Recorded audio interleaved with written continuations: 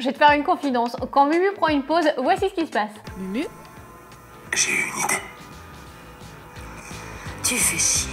Toi aussi, t'as la sensation de t'éparpiller, d'avoir 312 000 idées par jour avec 16 onglets d'ouvert en permanence? Alors aujourd'hui, je vais te parler d'un sujet qui m'a littéralement fait exploser le cerveau le jour où je l'ai découvert. Mais surtout, on va t'aider à gérer cette tendance et à en faire une force. Cette vidéo fait partie d'une série de vidéos du bootcamp des créateurs nomades qui est disponible sur notre site. Je t'en parle à la fin. On a décidé de diffuser celle-ci sur YouTube parce que le jour où j'ai fait cette découverte, ça a littéralement changé ma vie et ça peut peut-être changer la tienne. Est-ce que tu as déjà eu la sensation de t'éparpiller ou alors c'est ce que tout le monde te dit? Est-ce que tu as déjà eu la sensation quand ton cerveau allait littéralement exploser face au nombre de trucs que tu avais envie de faire en même temps? Tu as plein d'idées, on a 5000 qui bouillonnent et tu même face à un énorme vertige d'idées et au final tu fais rien. Est-ce que tu as déjà commencé à gribouiller plein d'idées dans tes carnets et est-ce que tu as déjà eu la sensation qu'au final tu finissais aucun de tes projets? Ou pire encore, c'est même tes proches qui disent non, de toute façon tu ne finis pas tes projets. Ou alors est-ce que tu as déjà eu la sensation que oui, tu avais un job qui était censé te plaire sur le papier, puis au bout d'un an, tu t'ennuies, même 2 mois, 3 mois. Ça te dit quelque chose ça? D'ailleurs, tu as peut-être un parcours un peu spécial et tu rentres pas vraiment dans les cases. Alors j'ai une bonne nouvelle parce qu'aujourd'hui, on va voir comment on peut enfin créer ensemble une activité pro qui te ressemble et comment tu vas pouvoir canaliser toute cette énergie pour finir tes projets et surtout t'éclater dans ta vie pro et perso. Nous, c'est Clem et Mumu du blog et de la chaîne YouTube Voyage en roue libre. On aide les créateurs à se lancer en indépendant pour vivre de leur activité confortablement, sans stress et ça n'importe où dans le monde. Puisque nous sommes nous-mêmes digital nomades et freelance en création. L'objectif du bootcamp des créateurs nomades de cette semaine, c'est de t'aider à faire les premiers pas vers ta liberté. Ce que je t'ai décrit juste avant, c'est un truc que j'ai vécu. J'ai toujours eu 15 000 trucs en même temps. J'ai envie d'apprendre tout, j'ai envie de découvrir tout ce que je trouve de nouveau. Et finalement, au bout de quelques mois, je finis par m'ennuyer parce que je comprends le principe. Et une fois que j'ai compris le principe de ce que je devais apprendre, je passe à autre chose. Passer des heures sur un seul et unique domaine de compétences, non merci, très peu pour moi, un seul secteur, non mais je m'ennuie, c'est pas possible, j'ai toujours 16 onglets d'ouvert sur mon ordi, je pars dans tous les sens et ça a pendant longtemps été une énorme frustration. J'avais l'impression d'être un mouton à 5 pattes, ça marchait pas. Microprocesseur, calligraphie, peinture, motion design, code, et si je voyageais, et si je faisais de la photographie en sténopé, et si je faisais la conversion d'un bus et que j'apprenais la mécanique, tout pouvait devenir une obsession. Et pendant longtemps, ça a vraiment été problématique parce que j'avais toujours la sensation de ne pas être satisfaite dans mon boulot. La routine pour moi, c'est synonyme d'angoisse ultime. Je vis mal, ça va pas du tout, quoi. On vit dans un monde où on valorise à 3000% le fait d'être un spécialiste. Ça, c'est un héritage de l'ère industrielle. Pourtant, mon idéal à moi, c'était d'être un genre de Léonard de Vinci, parce que lui, il avait une vision globale. Son apprentissage en sciences lui permettait de devenir un meilleur créateur, un meilleur artiste, et il creusait sans cesse. Son seul problème, c'est qu'il avait la fâcheuse tendance de ne pas finir ses projets, mais ça, on y reviendra. À la Renaissance, ce genre de profil était valorisé. Mais surtout, quand on vivait dans la savane, on avait besoin de maîtriser énormément de compétences pour survivre, comme le rappelle Yuval Noah Harari dans son fameux livre Sapiens. Mais bon, je vis pas dans la savane, ni à la Renaissance, du coup, ça marchait pas trop. Mais ça a changé le jour où Mumu m'a fait découvrir une conférence TED qui m'a permis de faire la paix avec moi-même et j'espère vraiment que cette vidéo va te permettre de faire la même chose. Parce que dans cette vidéo, j'ai découvert qu'on pouvait tout à la fois en fait. Que je suis pas une spécialiste, mais je suis une multipotentialiste. Et peut-être que toi aussi, c'est ton cas. Donc je vais te mettre le lien de la conférence sous la vidéo parce qu'elles peuvent faire quelque chose dans ton cerveau.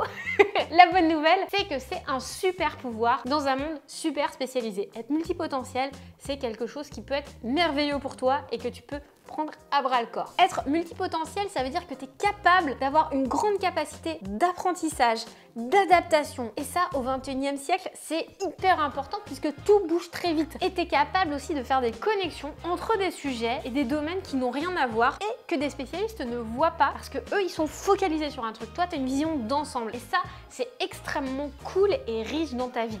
Par exemple, c'est parfait si tu es un directeur de création comme moi, tu peux aussi être un chef d'orchestre de projet ou encore un conseiller très précieux pour tes clients. Tu peux aussi être d'une très grande aide pour les petites structures qui ont de très grands projets. Ou alors, tu peux avoir plusieurs projets professionnels, les lier entre eux comme une toile d'araignée, mais j'y reviens juste après. Et être un multipotentiel quand tu es un freelance, c'est génial parce qu'en fait tu t'ennuies pas, tu as plein de trucs à gérer dans une activité, il y a plein de facettes et là tu peux pas t'ennuyer, la routine c'est fini. Et c'est après cette découverte qu'on a pu enfin définir une direction de nos activités vers deux choses qui étaient très importantes, l'éducation et la créativité. Sauf que être multipotentiel, c'est un super pouvoir qui vient avec de grandes responsabilités. Parce qu'il faut réussir à canaliser toute cette énergie que tu as en toi pour ne pas t'épuiser. Il faut développer aussi une compétence prédominante qui va supporter les autres et surtout trouver un fil conducteur. Donc tu vas avoir besoin de prendre du recul et surtout de faire du tri dans tout ce que tu as comme idée parce qu'il n'y a rien de pire que de s'enfermer dans son propre cerveau qui tourne en boucle à dire tiens je voudrais faire ça, ça c'est une bonne idée, c'est pas une bonne idée. Ça je l'ai vécu pendant que je cueillais des pommes en Australie, c'était horrible. Il faut réussir à discuter et à s'ouvrir à des gens qui te comprennent. La première étape c'est de réaliser un croisement entre tout ce que tu aimes, tout ce que tu sais faire et trouver un fil conducteur. Parce que l'idée c'est que tu peux mixer tes intérêts, tes activités et tes savoirs pour créer un projet pro qui te ressemble. Et ça tu peux le faire que tu sois multipotentialiste ou non. Pour avoir une activité qui te plaît, il faut confronter tes compétences, tes envies, tes convictions aux besoins du monde extérieur. J'insiste à les compléter avec le monde extérieur parce que tu feras naître un projet qui te ressemble mais qui te permettra aussi de trouver des clients, des personnes qui sont prêtes à travailler avec toi et à investir en toi. Donc pour ça, tu peux t'appuyer sur un outil qui s'appelle l'ikigai. C'est un concept japonais dont on entend de plus en plus parler et sur lequel je me suis appuyée au moment où j'ai fait cette découverte il y a 4-5 ans. L'ikigai se compose en 4 cercles. Le premier cercle, c'est ce que tu aimes, toutes les passions, les sujets qui te touchent, tout ce qui peut avoir de l'importance à tes yeux. Le deuxième cercle, c'est tout ce pourquoi tu es bon. En gros, c'est tes compétences et tu as probablement déjà découvert quels sont tes talents et tu connais tes compétences. Donc tu les mets là. Mais si tu trouves que tu n'as pas de compétences, la bonne nouvelle, en général, c'est un problème qui se résout puisque on peut se former dans n'importe quel domaine, en photo, en didgeridoo, en fusée spatiale, en tout ce que tu veux. Je te laisse le choix. Le troisième cercle, c'est ce pourquoi tu peux être payé. C'est tout bête, mais c'est important parce que si tu veux des clients et vivre de ton activité, il faut qu'on soit prêt à te payer. Donc là, il faut que tu vois quelles sont les compétences qui peuvent te permettre de gagner ta vie et surtout, quels sont les clients qui peuvent être intéressés par ce que tu fais. Et tu peux faire la paix avec le fait d'être payé pour ce que tu fais parce qu'être bien rémunéré, c'est aussi l'occasion d'avoir du temps à consacrer à tes clients, de soutenir des projets importants pour toi et puis de vivre sereinement.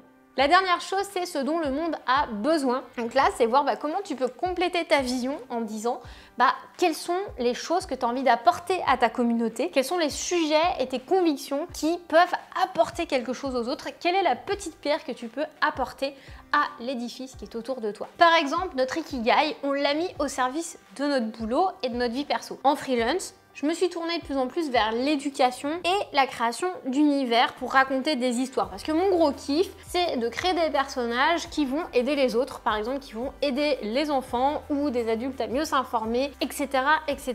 Et ça, ma grande surprise, il y a des gens qui sont prêts à payer pour ça. Et tout ça en apportant quelque chose au monde, c'est-à-dire une meilleure éducation, une meilleure transmission des savoirs. Et ça, c'était super important pour moi et pour Mumu. Autre projet qui rentre dans notre Ikigai, c'est le bus, puisqu'on fait la conversion du bus. Donc on peut mettre plein de compétences, on peut en apprendre plein en même temps. C'est des choses qui vont nous servir toute la vie.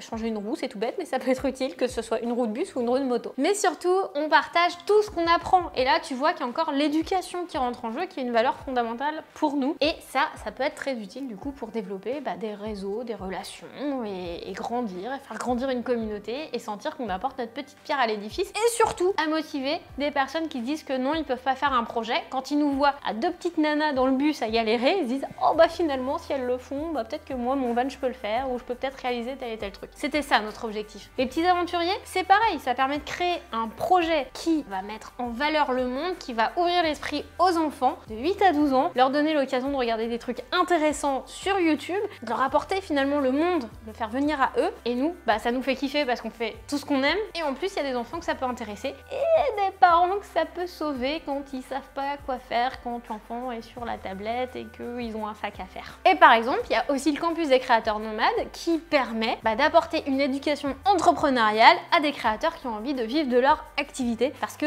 oui, l'entrepreneuriat, ça s'apprend. Deuxième chose, si tu te lances en tant que multipotentiel ou dans ton activité en autonome, en freelance, à un moment donné, tu vas avoir besoin de prendre du recul pour ne pas avoir le projet là, comme ça. Et c'est pour ça qu'on a mis en place dans le campus une communauté et un accompagnement pour éviter aux créateurs de tourner en rond sur eux-mêmes et de pas se sentir seuls face à leurs 1000 idées. Car il n'y a rien de pire que de t'enfermer dans ton cerveau en boucle. Je le répète parce que c'est ce qui nous arrive régulièrement quand on est un créatif multipotentiel. Bon, et la toute dernière étape, c'est de canaliser ton énergie pour concrétiser tes projets pour de vrai. Et pour faire ça, il faut faire un choix, un premier choix. Ça peut être terrifiant et même frustrant de faire ton premier choix et de choisir de prendre une seule direction. Parce que là, tu vas te dire, mais si je passais à côté de quelque chose? Et puis si tu as envie de tout découvrir, de tout voir, est-ce que c'est te fermer des portes de commencer par une chose? Par exemple, te lancer en graphisme d'éducation? Non, parce qu'en fait, faire un choix, c'est avancer. Faire un choix, c'est t'ouvrir d'autres opportunités et la possibilité de pouvoir faire d'autres choix. Parce que sinon, tu risques tout simplement de rester au point de départ sans avoir avancé dans ton exploration. Parce qu'en fait, ton activité, elle va évoluer au fur et à mesure de tes projets et des années. Je vais te prendre un exemple créatif assez marquant. Walt Disney avait une grande vision pour son projet et pour son entreprise, mais il l'a construit au fur et à mesure. Et surtout, l'empire créatif Disney a commencé petit et il a grandi tranquillement avant de devenir énorme et avoir plein d'antennes partout. Au début, il était dessinateur dans les journaux. Puis il a commencé à créer ses premiers films animés. Et il a créé des séries de films animés. Et ensuite, une fois que c'était fait, il a créé de nouveaux personnages. Il a mis en place le journal de Mickey. Il y a eu la création du premier parc. Et ensuite, ils ont fait un autre parc, Epcot. Et il y a eu les parcs à l'international. Il y a eu la création des produits dérivés, les chaînes de télévision, les émissions de télé. Ils ont fait les spectacles sur glace. Et ensuite, ils sont allés sur Disney+ pour faire du streaming vidéo. Tout ça, ça fait un ensemble cohérent dans un univers complet Disney. D'ailleurs, Walt Disney avait anticipé cette vision très tôt, comme tu peux le voir sur ce dessin réalisé en 1957.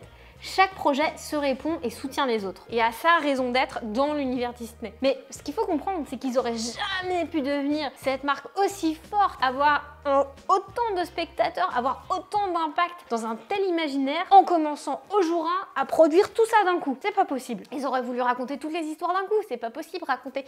Donc, non, il fallait partir d'un premier point et faire grandir l'activité une branche après l'autre. Ajouter des champs créatifs qui t'intéressent, il faut le faire les uns après les autres en utilisant le principe de la transition comme on l'a vu dans la deuxième vidéo du bootcamp. Ce que tu peux voir, c'est que Disney s'est diversifié progressivement pour réaliser une vision globale et la vision globale de son auteur. Mais il a commencé par poser son premier point de sa première étoile avant de développer la suite. Donc là, ce que je voudrais que tu fasses, c'est que tu prennes une première direction. Tu poses le premier point de ton étoile. Et une fois que ça va fonctionner, une fois que tu auras une bonne base, tu pourras dessiner l'autre branche sur laquelle tu as envie de partir. Tu pourras rajouter d'autres compétences, les unes après les autres. Et ensuite, tu continues comme ça jusqu'à créer ta propre galaxie. C'est pas trop cool ça? Plutôt que d'être un trou noir où il se passe rien?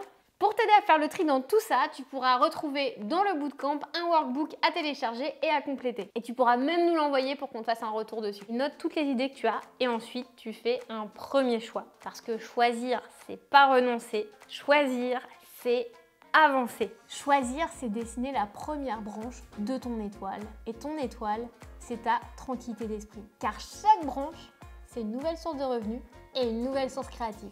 Sous cette vidéo, fais-nous part de tout ce qui t'intéresse et de tes premières pistes de ton Ikigai. Juste là, en commentaire, ça nous permettra de voir tout le potentiel qu'il y a dans cette communauté de créateurs. Dans la prochaine vidéo, on va voir un outil pour transformer ton Ikigai en super pouvoir du freelance créatif pour trouver des clients que tu kiffes et qui te ressemblent, qui sont en accord avec tes valeurs. Donc le bootcamp des créateurs nomades, c'est une série de vidéos pour t'aider à développer ton activité en freelance si tu es un créateur, un rédacteur, un photographe, un graphiste, un motion designer, pour t'aider à faire les premiers pas et à faire le tri si jamais tu as un multipotentiel. Et si tu es déjà un spécialiste, ça va aussi te guider pour savoir ce que tu dois mettre en place dès le départ. Le bootcamp ferme vendredi, donc ne tarde pas.